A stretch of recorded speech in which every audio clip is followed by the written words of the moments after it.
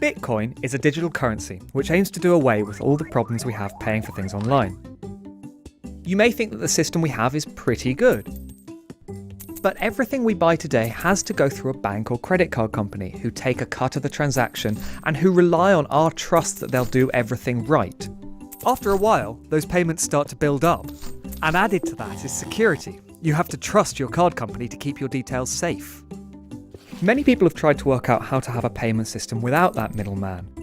But then there's another problem. How do you prove that you've paid for something? Or even that you have that money at all, without someone vouching for you? It's so serious it has a name, the double spending problem. Then, in 2008, a solution was offered by an anonymous programmer going by the name of Satoshi Nakamoto. Nakamoto left a paper on a popular cryptography blog which proposed a system of currency that solved all of these fiddly problems. His proposal was that instead of a bank or credit card company recording every transaction in one central ledger, all of the users would record all of the transactions at the same time.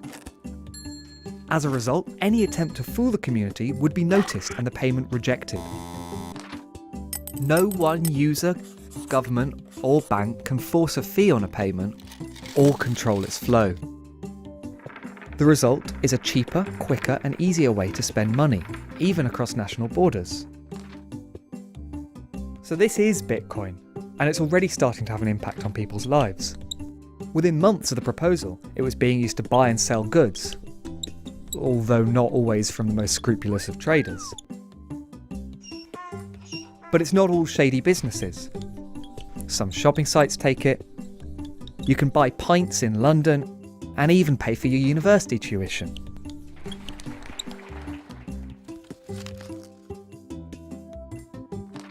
As you might have heard, there are problems. While some are profiting from getting involved early, others are losing out from this volatile and young market. And people are founding companies to buy up lots of Bitcoins. But as it's designed to have a limited amount ever in circulation, that might cause problems down the road. There's so much uncertainty around Bitcoin. Some people genuinely think this is the future. Others are terrified it could destroy our economy.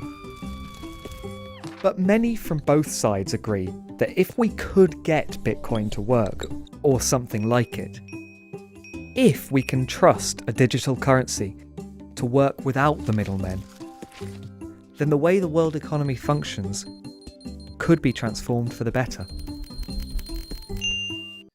And we're going to start off with something that wasn't even tagged at all for BSV. But I said to myself, no, this has more to do with BSV than it does with this tag for XLM. What is old Max talking about here? Check it out. Here it is. Features this lovely person. Oh, yeah.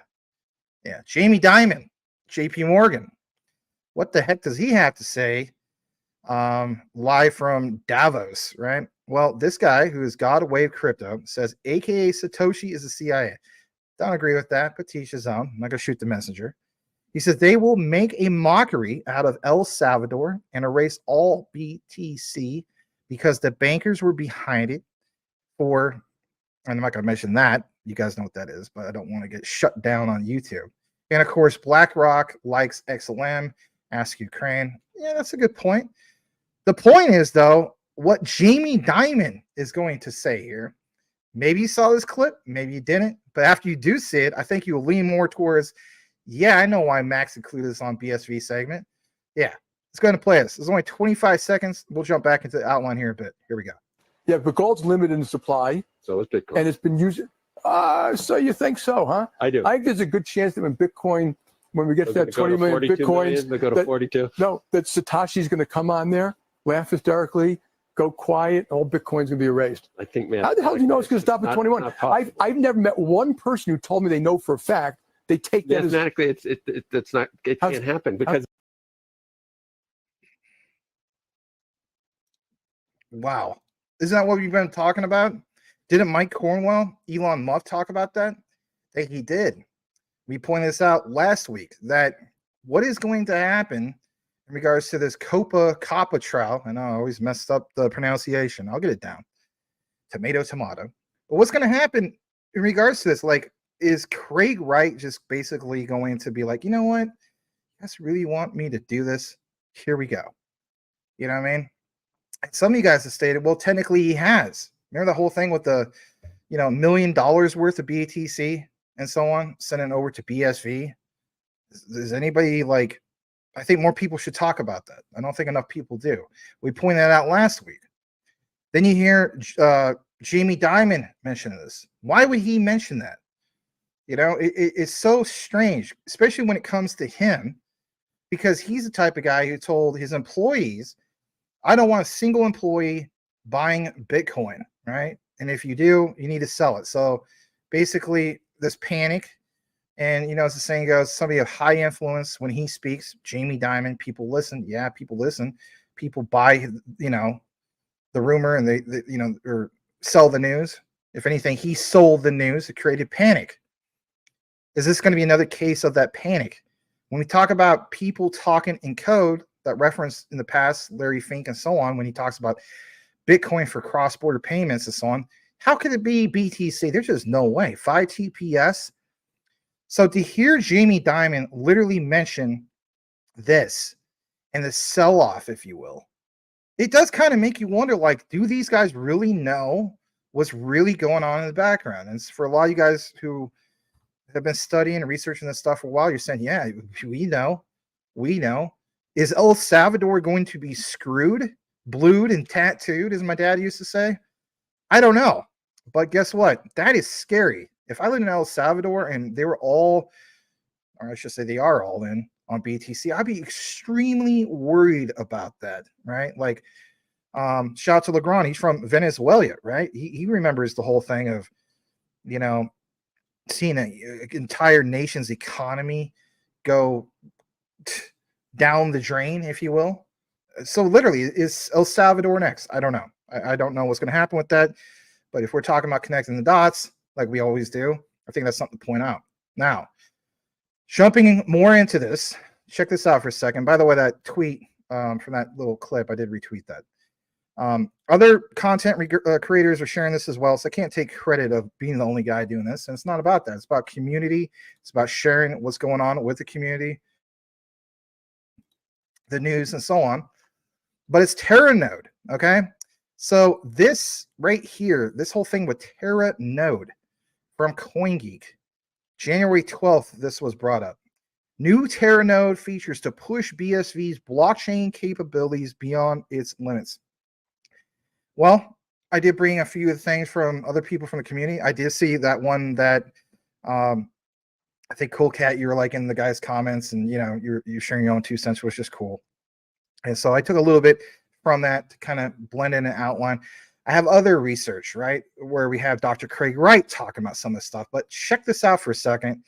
This, in my opinion, is a big deal, okay? Because we talk about MasterCard, we talk about Visa, and let's be honest. I mean, if we're really talking about true scalability and talking about the ones that are into blockchain and DLT and literally being a threat, or not necessarily a threat, but like the new go-to platform for even Visa and MasterCard, real Bitcoin, original Bitcoin, BSV, this whole thing with Teranode, I think will take us to where we need to be, the promised land, as the saying goes, and then some.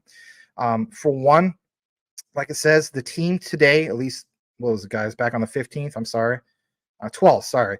They did announce, it was a big announcement, that they feel as though they're going to reveal a more service-orientated approach to the way the network works. New features include modularized, I'm trying to pronounce it right, modularized functions like transaction and block validation. Yes, I know what modular is. I even have a modular power supply. I just sometimes pronounce it wrong. And block assembly into the services that only run when required, basically. Additionally, individual transactions, each block will be segmented into subtree batches of transactions that can be shared across the network for nodes to inspect, even while the block is still being mined. Now, of course, your BTC maxis and so on say, well, that's Lightning Network and so on. Just use that. Okay, really? We're dealing with a third party here. Isn't the whole point of original Bitcoin to keep everything like within its own blockchain and so on? I think so. Teranode, due to begin an initial 6-month sustained test, of course, this month.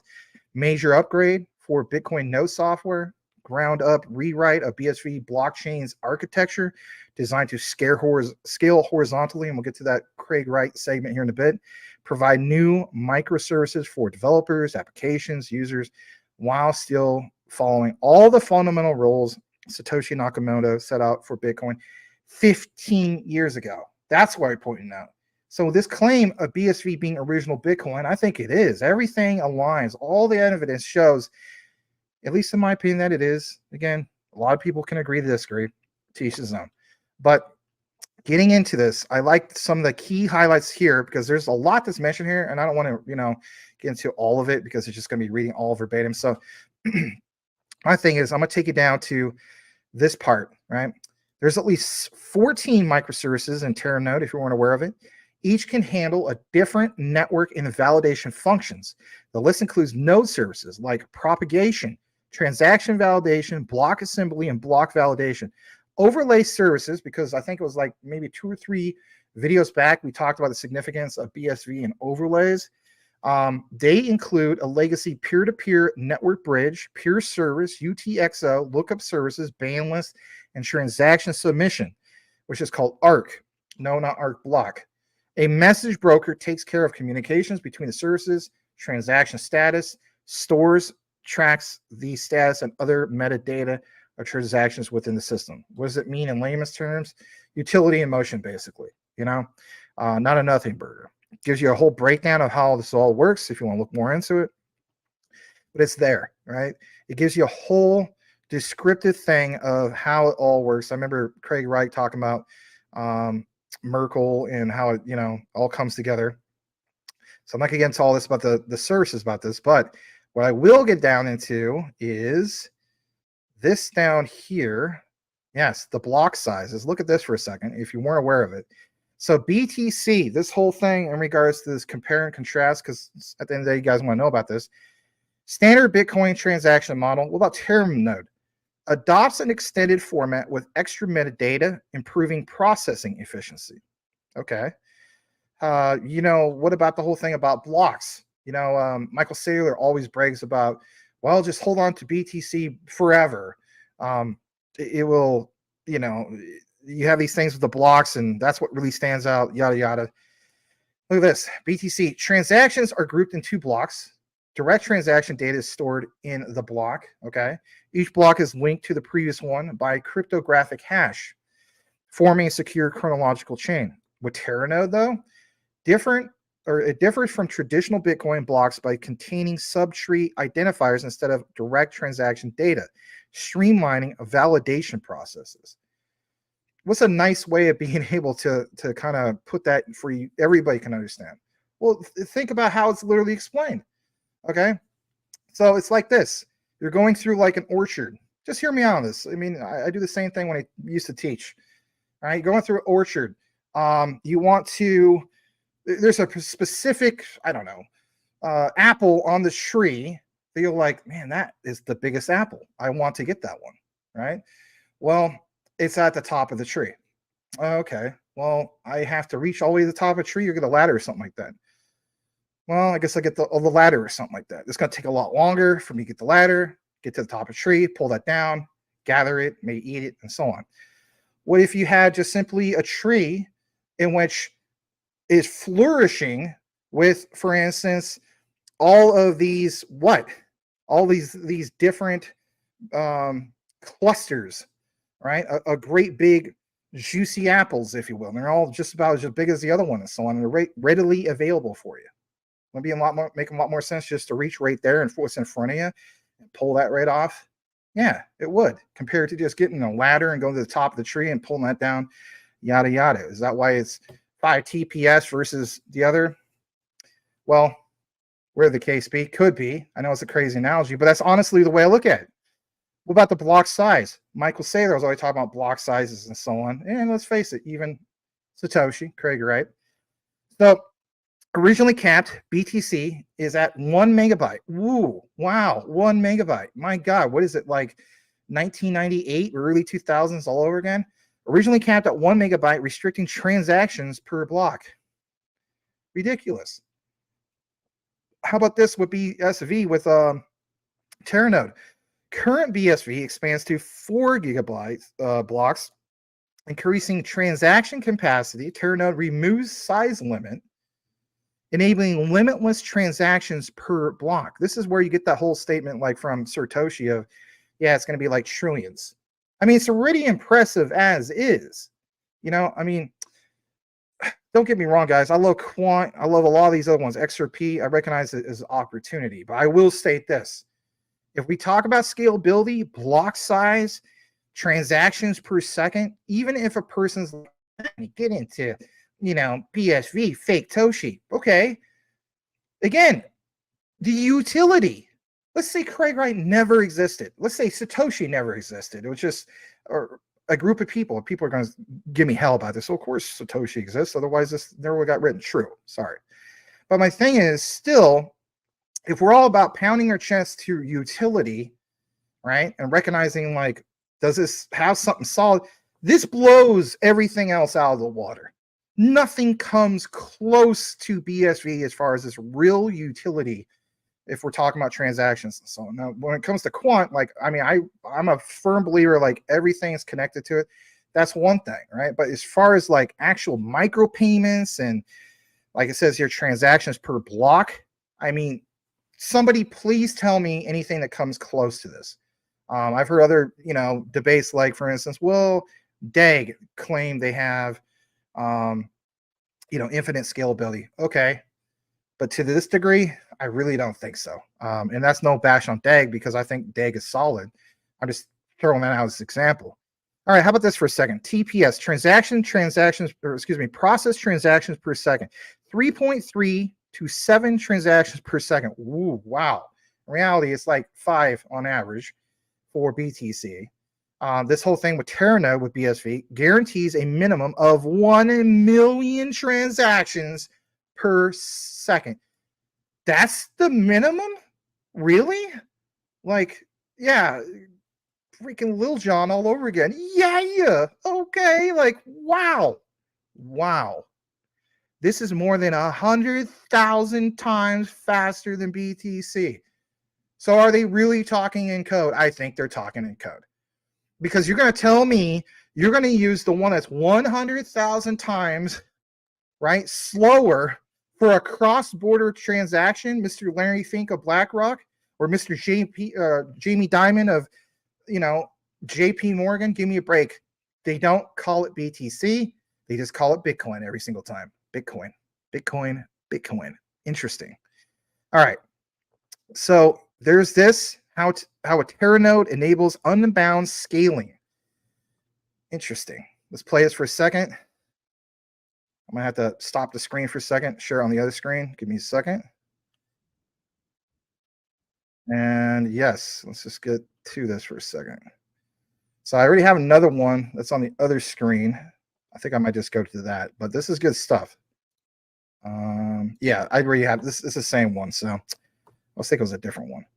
All right. So what we're going to do now is we're going to not pull you out to the whole thing of that clip yet, because I remember I got a little bit more notes for you.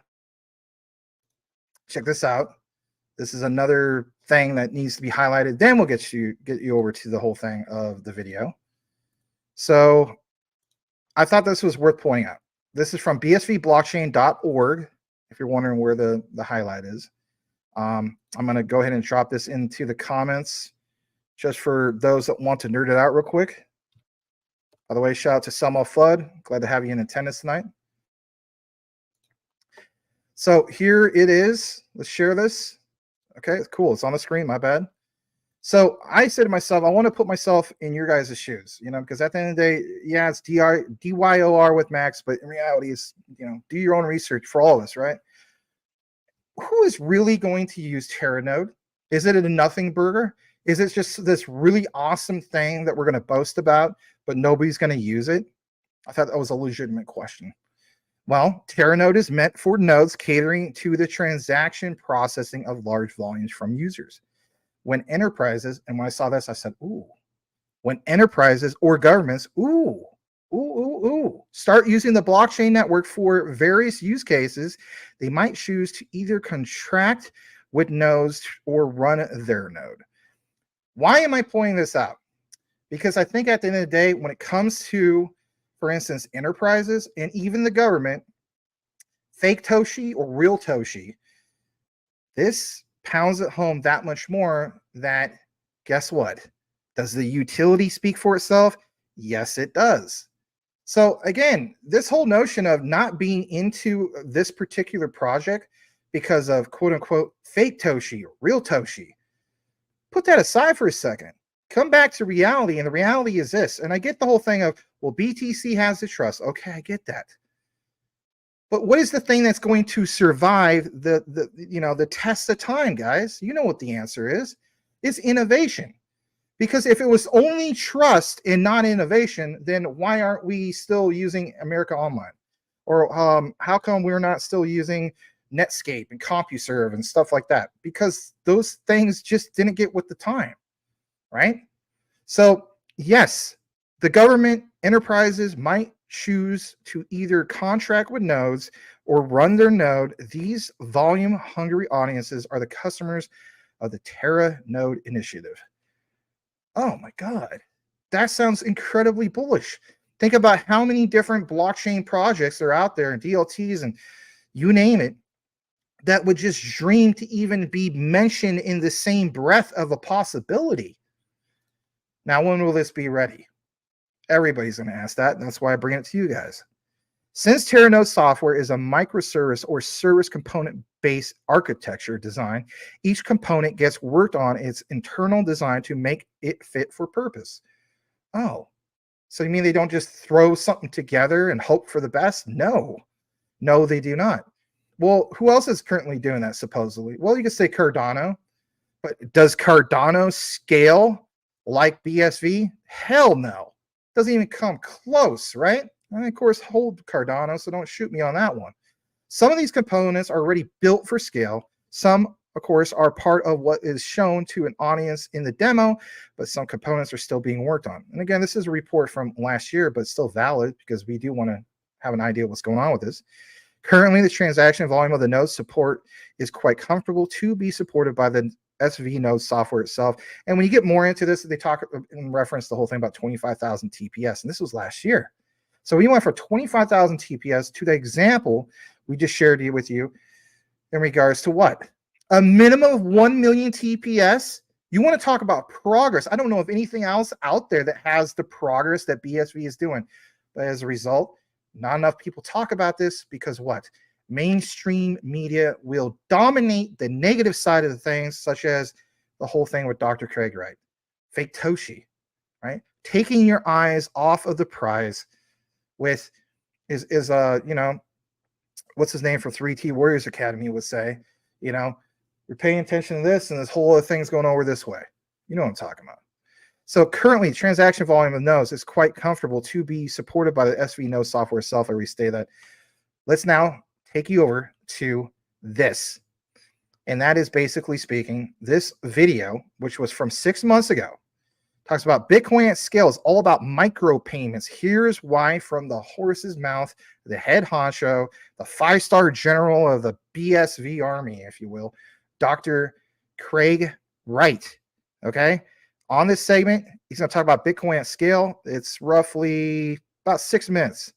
Then after that, we'll take a pause and then we'll jump way farther ahead because I think most of us know about these other parts. And then we're going to take you to the part of, who Craig Wright really wants to work with. Is it the enterprises? Is it the government? You have to wait and see. Stay tuned. Smash the like. Please make sure you're subscribed. It does help the channel out. Thanks for being here, everybody. Really appreciate it. Hopefully you'll learn something, whether you're for BSV or not. Listen to this. Here we go. So to start off, Craig, can you explain how the Bitcoin system works at scale? with massive amounts of data propagated and processed across the globe? Yes, I can. But I suppose you want me to. Yes, please. Okay, so privacy in blockchain is really about scale. When we're talking about transacting, we're talking about being able to do micropayments, small casual payments, or as I said at other times, micropayments. Now, people like to pick on the fact that by cherry picking one of my arguments, I said Bitcoin isn't ready yet for the smallest of micropayments. But if you actually read what I said in that 2010 post, I said things under a cent. We were talking about transactions that were a single Satoshi, which was like a millionth of a cent at the time. And Bitcoin isn't today ready for a millionth of a cent. It will be, I hope, one day with payment channels, etc., but it's not yet. It's getting to where you can do transactions under a cent, a tenth of a cent. So we're better than we were. But at scale, you can start creating new types of business. You can start integrating society in a different way. And I'm not saying that lightly. Integrating society by having payments that you can make anywhere on earth instantly, giving the money directly to the other person. Now, social impact's a big thing that we all love to talk about. And as someone in a university, they rant on at me all the time. But social impact's really simple. I'm doing something that makes someone's life better. And yes, I'm a capitalist. I'm dressed in black, so I must be evil. But it's very simple. If I can make money by making your life better, that's a good thing. And you should be happy with that too. And I want you to think about scale properly. When we get into, eventually, billions of transactions a second, not millions as we're aiming for later this year, but billions, and then more, then you can start doing anything on this platform. And searching when you have a new key for every transaction, every file, every exchange, if you just want to dig through that, forget it. It's a computationally hard problem. I mean, it is a massively computationally hard problem. And so a scaled system will be something where people have no idea what the hell they're processing. Miners will be able to act when they're told about something because there's something wrong, but otherwise they won't. Otherwise, they will have no idea. So privacy will just be there because there's no incentive to do otherwise. Yeah, I don't think people recognize the level of scale that we're talking about here. So can you compare and contrast that with things like centralized services that are running on the internet right now, things like, this level of scale that Google has, or Twitter, or Facebook, or something like that? What we're talking about, my goal by the end of this decade, is around 10 million times Twitter.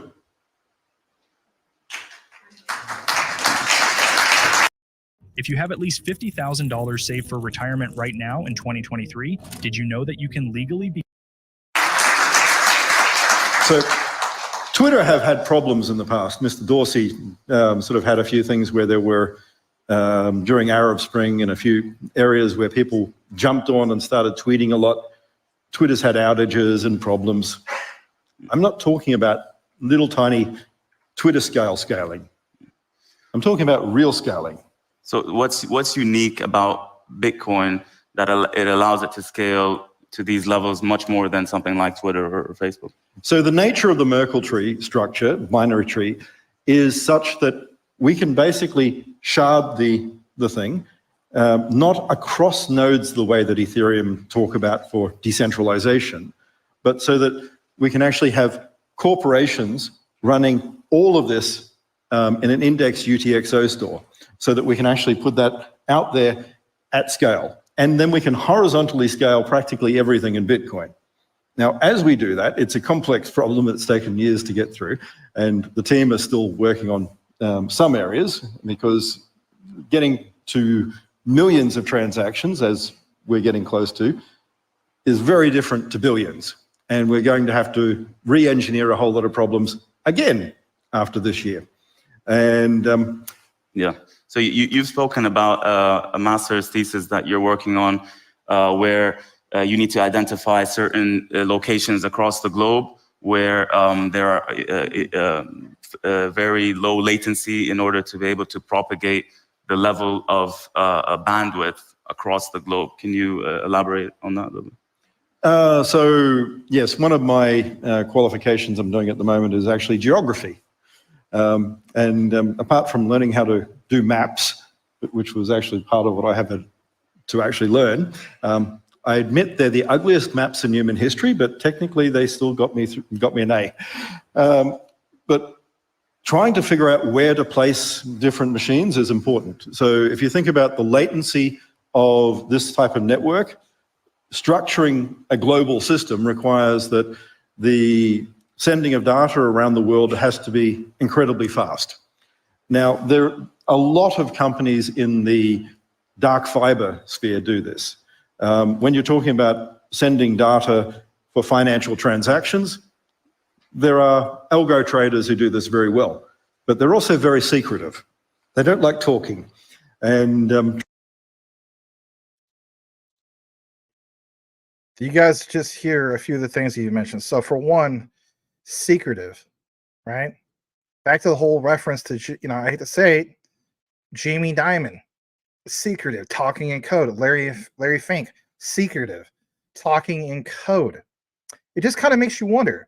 Then also, and I had to pull the video, and I apologize for this because, I'm the type of person, especially when I used to teach, you got to have two sources, right? And basically that source that reported the whole thing about Elon Musk talking to, for instance, BSV about the whole thing of a confirmed payment or using X for payments. That outlet, I apologize, I've never used that outlet again. So I pulled it. Yeah, I was getting a lot of views and I didn't get a lot of subscribers or anything like that. It doesn't matter. At the end of the day, I owe it to you guys to be accurate with my information and so on. So that video, if you're wondering what happened to it, because I know some of you guys have stated, hey, what happened to that video? It's like it's gone. Did something happen to YouTube? Yeah, it's called I Pulled It. But the cool thing is what he mentioned in regards to Twitter, now known as X.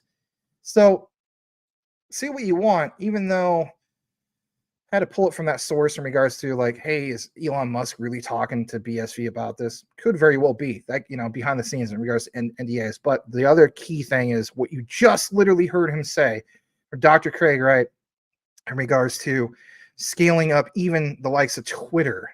When you hear him talk about some of these things, imagine it's not just Elon Musk, but it's some of the people that work with his direct core team that give him the memo, if you will, of hey, if you don't know about BSV, you really need to. It's the real Bitcoin. Here's the reasons why. Listen to what this guy has to say, and then taking it from there. So I didn't want to get into the whole thing with the legal foundations of this. We're going to jump into the next part about this here in a bit.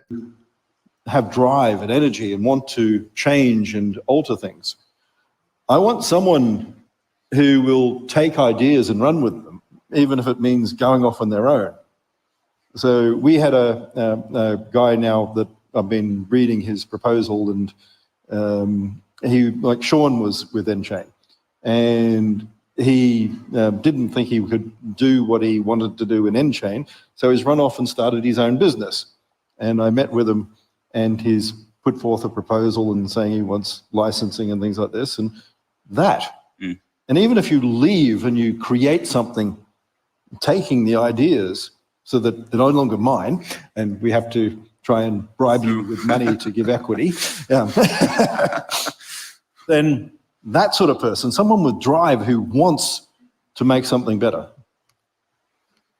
Yeah. This is one that actually I wanted to add. I've worked with you over the past years, and you seem to prefer focusing more on the technical aspect and a future aspect, but more recently, I've seen how valuable it's been where you've been helping out with the more practical engineering aspects. Do you want to speak on your your experience there and your thoughts? It's something I should have focused on a lot more. I mean, I don't have many regrets per se, and I definitely wouldn't change many things, but one mistake I did make 8 years ago was when Stefan gave me the offer of choosing whatever I wanted. Like, I should have been more hands-on and focused. I should have embraced the leadership role that I really is my responsibility for creating this, and not just going off and deciding I could play with technology and learn things and experiment and research. While I'm good at playing things and experimenting and researching, then I'm also needed in other areas, because I can teach people how things should work much, much quicker than they will learn themselves. So I love playing with some of these things. Yeah. But it's not all about what I love. It's not all about what I want to do at all times. And we all have a cost to what we're doing in life. And mine is, well, not a bad one. I mean, I don't mind it, but it's a choice. And if I want this to be successful the way I envision, then I need to sit down and make sure that people understand and not have to flub through it themselves, because they don't. Yeah. No, that's good to hear. This is another good one. What use cases do you think will emerge as completely new things we could do with the technology, as opposed to making existing things cheaper and more efficient? New things are old. And when I'm saying that, what I was talking about before, the idea of digital scarcity, that's something that I don't think people understand yet. The ability to control how an image you take is sent. Not Snapchat, not that little destroyed image after that, anything. I want you to imagine that, to imagine owning everything and choosing, even down the track, the ability to revoke encryption, which is possible. So if you don't want someone to have a file because you don't trust them anymore, taking away the access. And that's not just bad images on Snapchat. It's also things like medical records. If you have medical records, they should be yours. It's your life, your body, your history. Not the Department of Health, not some hospital, not a research group. And yes, they get anonymized. And right now things are owned, but they should be yours. And you should have the rights to choose. And definitely the other end of the coin there is the ability for data sharing, which I've heard you speak on a lot. And I think it's a completely different world where data can be shared seamlessly as well. Yeah, exactly. And that's also the other side of medical. People can opt in to share information, but not have a university make the data private. That goes wrong all the time. I mean, being able to opt in provably, saying that you were part of a treatment or you did something, and give that over without any way of actually linking it back. The problem we have now is there's so much information to prove who you are and that you were part of like you actually took a drug or something like this, then you need to basically give enough that big data can de-anonymize you. Not sometimes, always. And I'm going to say it very simply. Anytime you give data right now, it can be de-anonymized. The problem we have is that you have no privacy. So being able to give that and have the concept of provably saying, yes, I was one of these members, so that there is no sort of false information, no Theranos, no anything like this, real information, that's important. But it's more important that your information is protected at the same time. Only what is required. if you are in an age group, don't report your date of birth. Say that you're between 55 and 65. If that's what the data is being analyzed on, that's all that gets released. I think we have time for one last question. This might be a fun one. We've seen many different opinions about speculation, specifically in the industry. What is your opinion on the value of speculation? Well, the value of speculation is an interesting question, but what are you speculating on?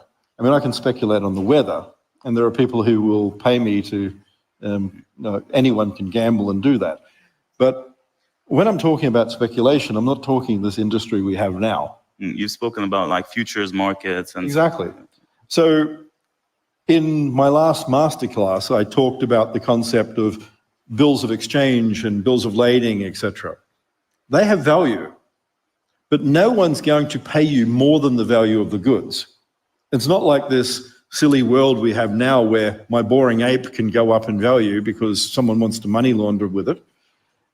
It's really a world where people can look at, well, I don't want this delivery anymore. Maybe I could sell it before it even gets into the dock, which is a very different scenario. And people will bid for that. If you've got a tanker full of oil, then people are going to bid for that oil delivery. And the price will go up and down, not because of the NFT, but because of the value of the oil. All right, I think that's it for the time we've got.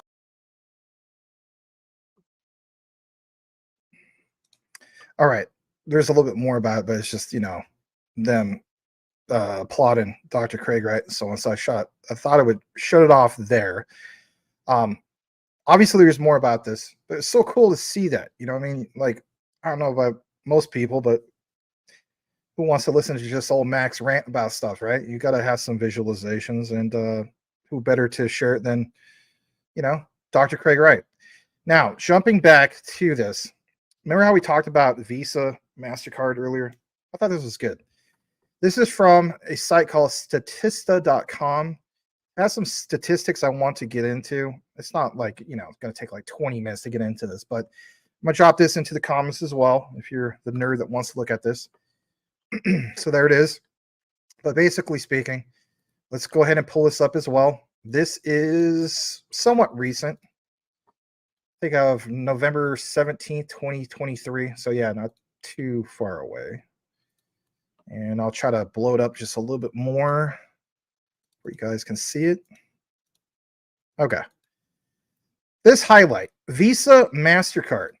What is mentioned here?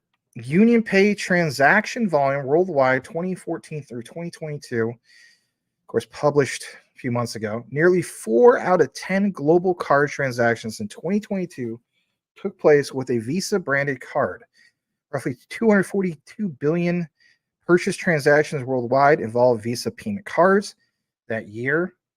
That would equal approximately 0.66 billion Visa transactions per day in 2022. And of course, the Visa official figures on credit cards alone claim that the company processed 87 billion transactions in 2022. I don't have the one for apparently 2023. What about the whole thing on country to country basis? Well, it goes on to mention that the United States was home to 1 out of 3 of all Visa credit cards issued worldwide in late 2022. And it goes on to also mention the number of U.S. websites offering Visa as a payment method was far higher than those from other countries in 2022. What about MasterCard? All right. Visa was not automatically the largest, I should say, card provider in every country. MasterCard and Visa have varying market shares across 14 European countries in 2021. MasterCard held market shares of 88% and 70%, Netherlands, Sweden, and so on. MasterCard has also bigger in Visa than Visa in Brazil, making up for nearly half of all card payments in the Latin American country. Visa and MasterCard combined take up the majority of transactions within most individual countries. They rarely face competition from domestic card schemes. Rarely face competition. So my thing is this.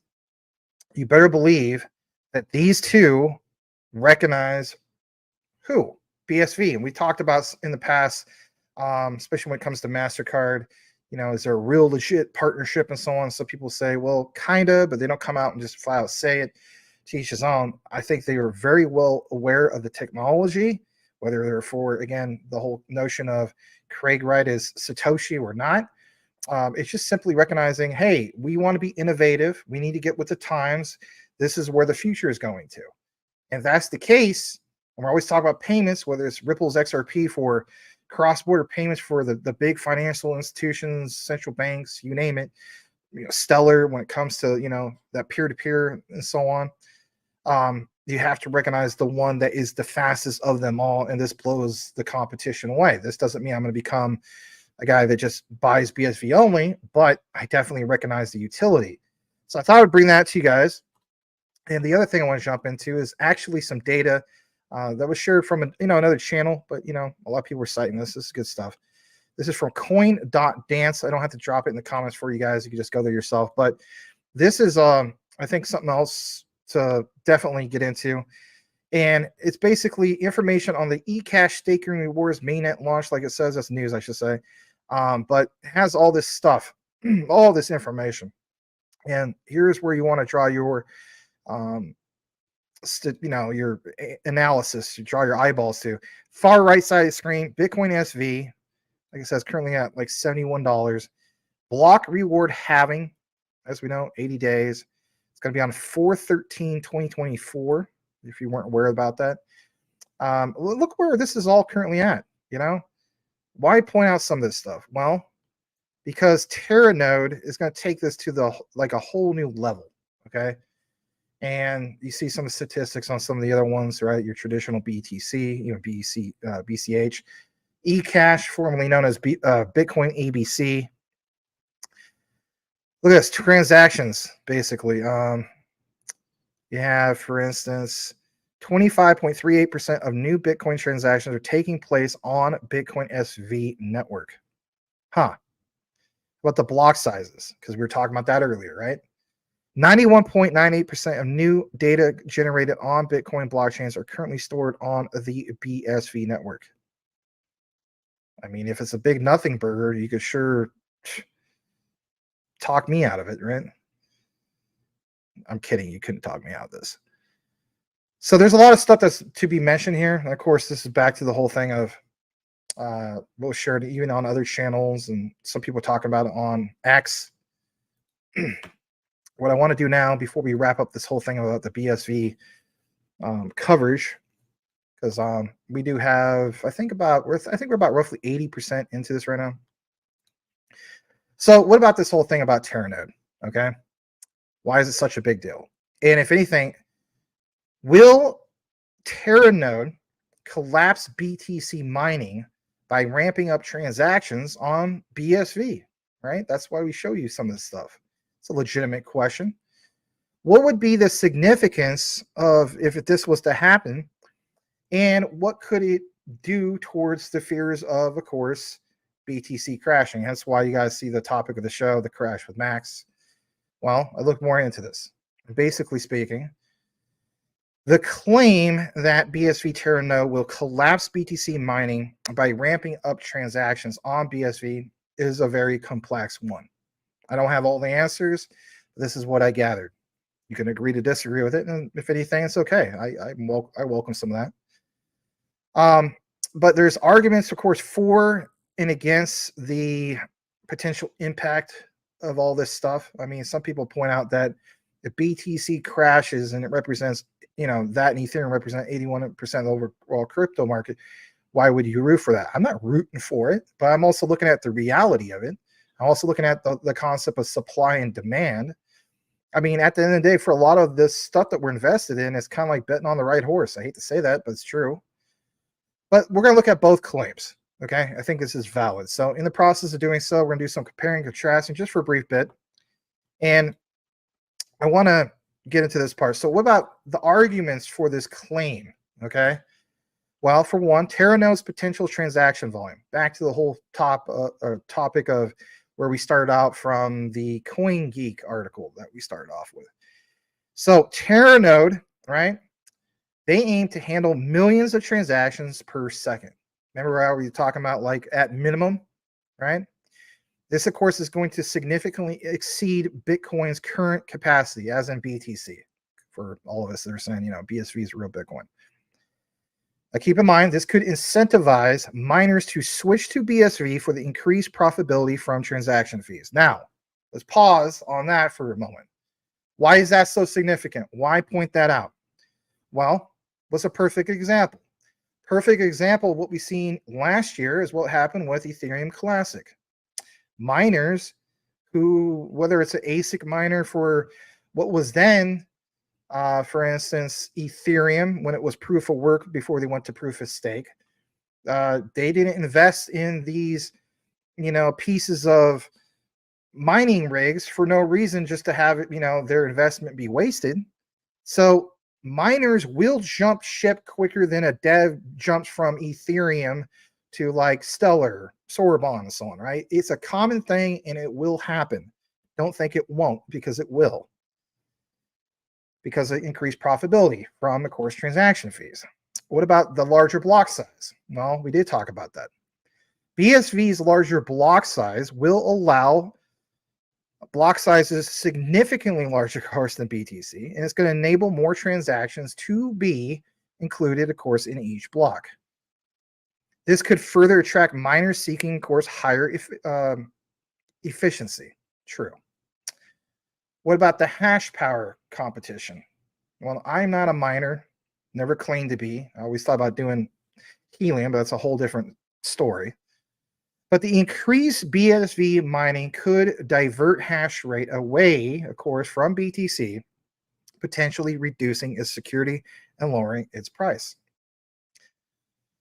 But say what you want, if you have Dr. Craig Wright being validated as this guy's the real McCoy, he's Satoshi, that, of course, would rapidly cause what some people would consider a fire sale, or a night and day difference between one having demand and the other not.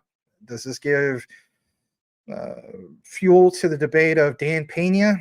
I don't know if I want to go to that route, but maybe. All right. What about some of the arguments against this particular claim? Well, there's three key ones I want to get into. So number one, there's a network effect and minor, what they call inertia. Hear me out.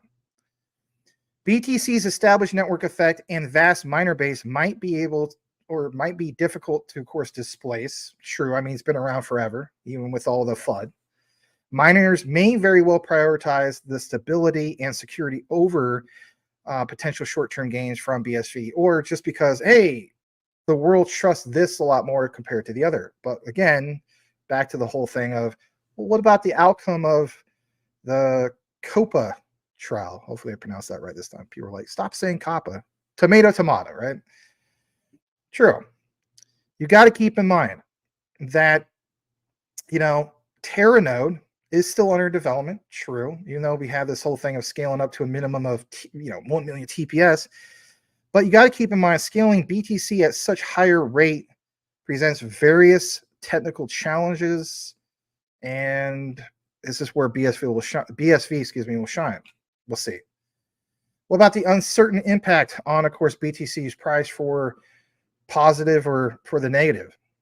A potential decrease, of course, in this hash rate could negatively impact BTC's price. The extent of what could happen is uncertain. Some people will say, nah, it's going to be more than fine. BTC is still going to go up to over 100,000. I think we might see that. We might see a significant increase in both. It's just maybe there's just a pullback temporarily, like Investor Place was pointing out earlier. What about some of the other factors? Well, market sentiment over the economic conditions, like we talked about, those treasury yields is going to play a factor into some of the reports based off of that. It's got to play a significant role. I would agree with that. But this whole impact of BTC crash fears, if Satoshi Nakamoto comes out and just, exchanges all of his BTC and swaps it for BSV, would that really, really crash, for instance, BTC? And I think that could very well be the case. For instance, here's one way of looking at it.